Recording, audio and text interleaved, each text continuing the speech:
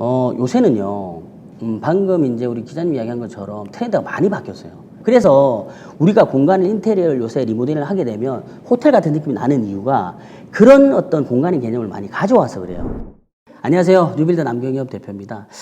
저희는 인테리어를 전문으로 하는 회사고요. 뭐 주거 공간부터 상업, 오피스 그리고 건물 리모델링까지 주로 많이 하는데 요새 이제 인테리어에 대한 수요가 많으니까 고객님들이 되게 뭐 여러 질문들을 많이 하시거든요. 제가 또 유튜브 채널을 운영하고 있거든요. 그 뉴빌더 TV라는 채널인데 여기 오시면은 기본적인 인테리어에 대한 기본 상식부터 예쁜 인테리어를 했던 어떤 사례들이 많이 있으니까 그런 거 좀 보시면서 인테리어 참고하셔서 눈높이를 많이 높이면 본인한테 도움이 되지 않을까 이렇게 생각합니다. 그 인테리어가 우리가 이제 소위 말하면 인테리어라고 하면 인테리어 업체에 맡겨서 일을 하는 것만 이제 인테리어라고 생각하는 경우가 많은데 통상적으로 인테리어 회사에서 일을 맡기면 보통 이제 내부 마감만 하고 끝나요. 물론 이제 요새는 인테리어의 트렌드 자체가 레이아웃 변경을 하는 게 많아지긴 하는데 아무튼 이제 그렇게 레이아웃 변경을 통해서 마감재를 붙이고 끝나는 경우가 많다고요. 그러니까 인테리어 회사에서 기본적인 바닥벽 천장 공사를 하고 거기에다가 마감재, 뭐 마루가 됐던 타일이 됐던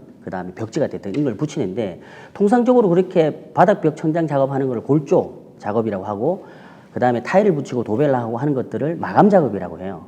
근데 실질적으로 중요한 건 뭐냐면 그 공간에 홈 퍼니싱, 즉 이동식 가구나 쿠션, 베딩, 커튼 같은 걸 이용해서 공간을 연출하는 게 중요한데 통상적으로 이렇게 홈퍼니싱과 마감을 묶어서 스타일링이라고 하고 그리고 마감과 골조를 묶어서 리모델링이라고 해요. 그럼 인테리어에 대한 범주는 리모델링과 스타일링이 같이 포함된 그걸 인테리어를 많이 하거든요. 근데 통상적으로는 보통 인테리어 회사가 해주는 마감까지만 하다 끝나다 보니까 이게 이제 비싼 돈 주고 인테리어를 했는데 자기가 기존에 있는 가구로 들어와서 스타일링을 하다 보니까 이제 집들이 같은 거 하면 와 이쁘다 이래야 되는데 이쁜 게 아니고 인테리어 했는데 해서 끝나는 경우가 많은 거죠. 이제 그게 그래서 어떤 인테리어는 실질적으로 마감 골조부터 홈퍼니싱까지 이렇게 신경을 써서 다 해야 된다라고 좀 볼 수 있을 것 같아요. 부동산 투자하는 사람들 입장에서 봤을 때는 일단은 개념을 정확하게 봐야 되는데 인테리어가 내가 자가로 살 집을 인테리어를 하느냐 투자 목적으로 인테리어를 하느냐 이게 따라서 완전히 방향성이 달라져요. 제가 만약에 인테리어를 할 때 내가 자가로 거주한다라고 하면 그 인테리어는 정말 내가 살 집이니까 하나라도 더 이쁜 걸 꾸미려고 한단 말이에요. 근데 투자 목적으로 간다는 얘기는 말 그대로 투자에 대한 목적성, 투자를 해서 거기에 대한 임대 수익이나 매매 차익을 일으켜야 되잖아요. 그렇기 때문에 거기에 필요한 인테리어만 하는 게 중요해요. 그렇다고 했을 때는 그럼 인테리어가 진행하면은 임대용이나 매매용으로 하기 위한 인테리어를 어디까지 할 거냐. 그런 게 중요한 거고 똑같은 벽지를 하더라도 예를 들어서 우리 집에 하는 거는 뭐 실크 벽지를 하지만 부동산 투자용으로 하는 거는 합지 벽지로 한다든지 이런 식으로 해서 지금 현관 같은 경우는요 우리가 집을 들어설 때 가장 먼저 마주하는 공간이잖아요. 그래서 그 공간에 대한 컨셉이 가장 먼저 보이는데요. 모던한 느낌으로 많이 연출을 하거든요. 지금 우리가 보는 사진처럼 전반적인 형태가 화이트한 느낌으로 많이 들어가죠. 그리고 실질적으로 여기서 이제 공간을 볼 때는 우리가 바닥 그리고 벽, 천정의 느낌으로 봐야 돼요. 지금 바닥 같은 경우는 요새 트렌드가 600에 600각짜리 타일을 많이 사용합니다. 큰 걸 많이 사용하죠. 그래서 600에 600각짜리 뿐만이 아니라 600에 1200각짜리도 많이 쓰거든요. 여기서 이제 각이라고 하는 거는 사이즈를 보통 이야기를 하는 건데 60cm에다가 120cm 그걸 이제 600에 1200 그리고 60cm에 60cm를 600, 600각짜리라고 이야기를 많이 이제 하는데 이런 식으로 약간 큰 타일을 사용을 합니다. 하는 이유는 뭐냐면 타일이 작으면 그러니까 줄눈 라인들이 많거든요. 줄눈이 많다는 얘기는 거기에 있는 줄눈을 넣어야 되잖아요. 근데 그 줄눈이 때가 타는 경우가 많아요. 특히 현관은.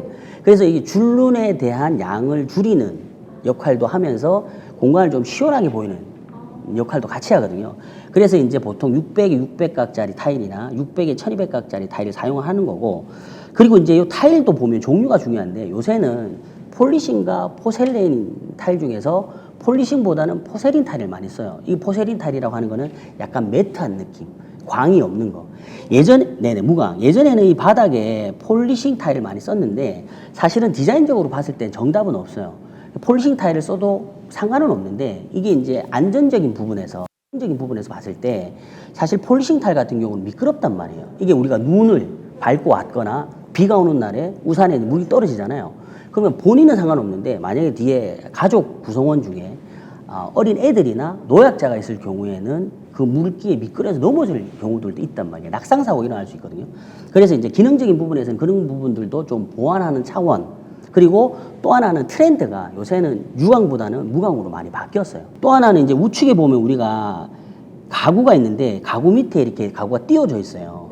그거는 뭐냐면 행잉 타입이라고 해서 우리가 일상적으로 많이 신는 신발들 있잖아요. 그런 신발들은 이제 요 밑에다가 넣어놓게 되면 되게 편하거든요. 근데 여기서 이제 포인트는 뭐냐면 간접 등을 하나 넣는 거예요.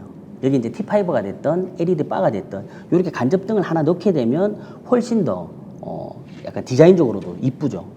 그리고 보통 이런 간접등 같은 경우는 어떻게 하냐면 천정에 있는 센서 등하고 보통 연결이 되는데 예전에는 보면 천정에 등 큰 거 있잖아요. 이런 거 센서가 기능이 있는 제품으로 많이 했는데 요새는 등 자체만 있고 센서를 숨긴다든지 이게 작게 노출해서 만드는 경우들이 있거든요. 지금 사진에서 보는 거는 히든 센서예요. 그러니까 센서 자체가 천정에 숨겨져 있는 형태에서 들어가는데 사람이 이렇게 딱 들어가잖아요. 그럼 동작 감지기의 형태의 센서가 불이 켜지면서 하부 쪽에 있는 요 신발장 요 부분도 같이 불이 들어오게 되는 거죠. 그렇게 연출을 하고 왼쪽 같은 경우 보면 벽체가 지금 여기는 디자인 판넬이에요.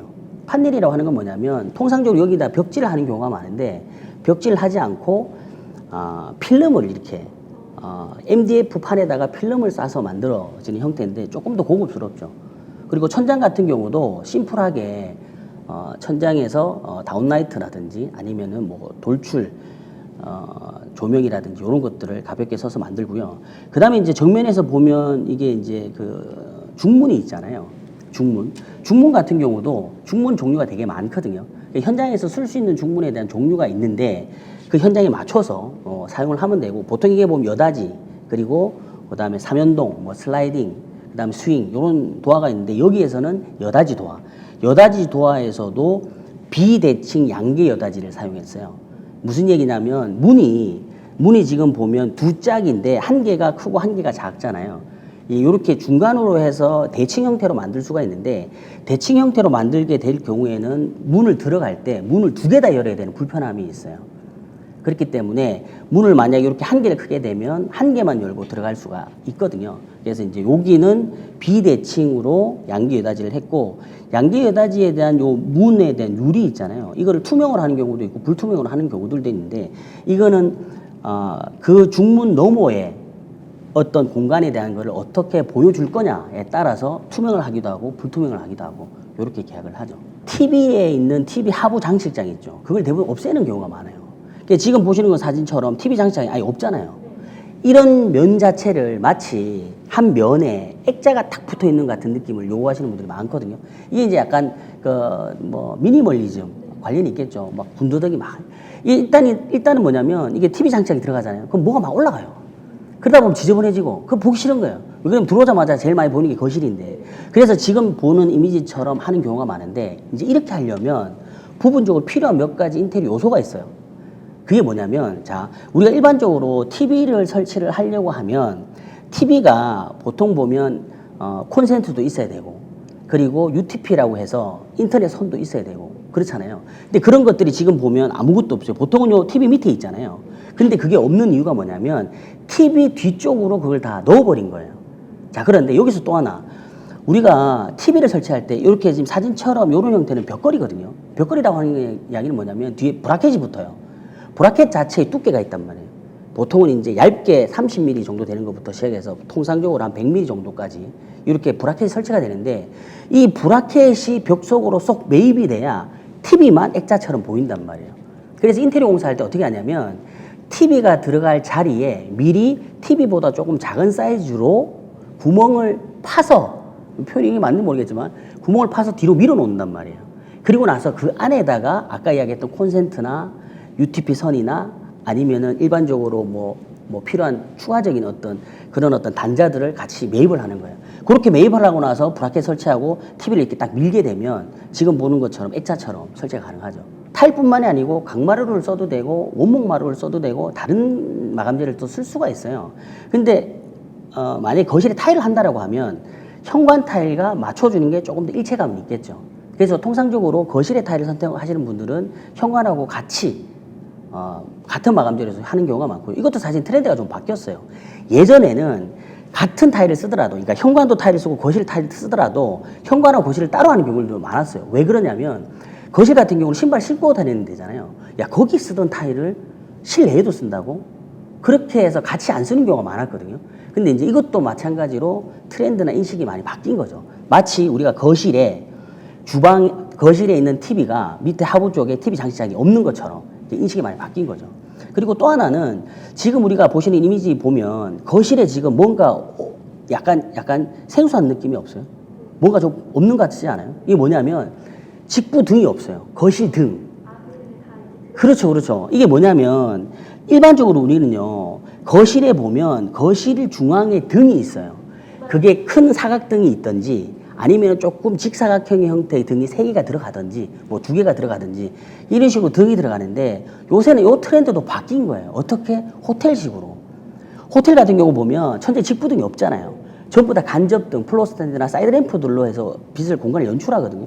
그런 것처럼 요새도 바뀐 거예요. 그래서 우리가 공간을 인테리어를 요새 리모델링을 하게 되면 호텔 같은 느낌이 나는 이유가 그런 어떤 공간의 개념을 많이 가져와서 그래요. 자, 지금 보시는 것처럼 여기 같은 경우도 여기 직부등이 없단 말이에요. 그래서 추가적으로 등이 뭐가 들어갔냐면 여기 들어가는 간접등, 여기에 다운라이트들 이런 것들로 공간을 빛을 확보를 하고요. 근데 그럼에도 불구하고 직부등 있는 것보다는 조금 어두워요. 그래서 항상 우리가 이렇게 연출할 때는 아까 이야기했던 플로 스탠드나 사이드 램프로 추가적인 광원을 확보를 꼭 하셔라 라고 이제 설명을 드리죠. 물론 이건 이제 스타일링 영역이긴 한데 인테리어가 스타일링 같이 포함된다 그랬잖아요. 그래서 이제 그런 식으로 많이 이제 안내를 드리죠. 저는 개인적으로 화이트한 느낌 컨셉 좋아합니다. 왜 그러냐면 저는 인테리어라고 하는 것 자체가 아까 영역 자체가 보면 리모델링과 스타일 영역이 있다고 그랬잖아요. 그러니까 화이트한 느낌으로 공간을 연출하는 거는 마감 인테리어 할 때 인테리어 회사들과 진행할 때는 사실 어떤 리모델링 영역이에요. 그런데 인테리어가 약간 빛을 발할 수 있는 거는 스타일링에서 사실은 더 많이 발생을 하거든요. 그 이야기는 뭐냐면 캠퍼스가 예를 들어 화이트면 거기에다가 제가 뭐를 하든지 간에 꾸며졌을 때 더 돋보일 수가 있단 말이에요. 근데 여기서 이제 문제는 뭐냐면 병원 같다라고 하는 거는 같은 화이트라도 컨셉이 없이 너무 밋밋하게 다 화이트로 들어가서 그래요. 예를 들면 화이트라고 하더라도 우리가 보면은 약간 따뜻한 느낌의 화이트도 있고 약간 차가운 느낌의 화이트도 있고 그리고 이런 어떤 화이트에 대한 느낌도 조명으로 어떻게 연출하는가 따라 달라져요. 우리가 조명을 보면 주광색, 주백색, 전구색 이렇게 3가지 컬러로 보통 나누거든요. 그런데 화이트한 느낌의 컬러, 이제 조명 컬러까지도 주광색으로 제일 밝아버리면 그냥 병원처럼 보여요. 그런데 여기서 약간 노란빛이 도는 전구색 컬러의 조명을 쓰게 되면 공간이 또 완전히 달라 보이는 거예요. 그리고 거기에다가 본인이 원하는 형태의 스타일링, 예를 들어서 바탕이 화이트가 되면 조금 가구 같은, 예를 들어서 소파 같은 거를 조금 튀게 디자인스럽게 연출할 수가 있거든요. 그렇게 되면 그 공간 자체가 되게 유니크하게 보일 수가 있는 거죠. 그리고 발코니 확장을 할 때 유용한 팁은 뭐냐면 발코니 확장 공사만 별도로 이것만 하는 경우는 사실 별로 없어요. 왜 그러냐면 인테리어를 할 때 발코니 확장을 보통 많이 하니까. 발코니 확장 공사에는 여러 공정이 묶여 있거든요. 아까 이야기했듯이 온수 파이프가 연결돼야 되는 설비 작업이 필요하고 그 위에 미장을 작업해야 되는 미장 공사가 또 들어가야 되고 그리고 그 벽체에다가 확장이 됐잖아요. 샤시 공사가 또 들어가고 그리고 거기에다 단열 공사는 또 목 공사가 들어간단 말이에요. 그리고 난 다음에 우리가 도배를 하기 때문에 사실 전체적인 공정에 대한 핸들링이나 이해도가 조금 있을 필요가 있는 거예요. 자, 그리고 여기에서 발코니를 확장할 때 단열재 써야 되는데 이 단열재를 또 어떤 단열재를 쓸 건지에도 중요해요. 이게 이제 압출법을 할 건지 비듬법을 할 건지 문제 약간 좀 복잡해지는 부분인데 그런 부분들을 좀 허심탄회하게 이야기해서 서로 의견을 공유하고 내 생각을 정확하게 전달해 줄 수 있는 인테리어 회사를 만나는 게 사실 제일 중요하죠. 왜 그러면 일반인들은 잘 모르니까.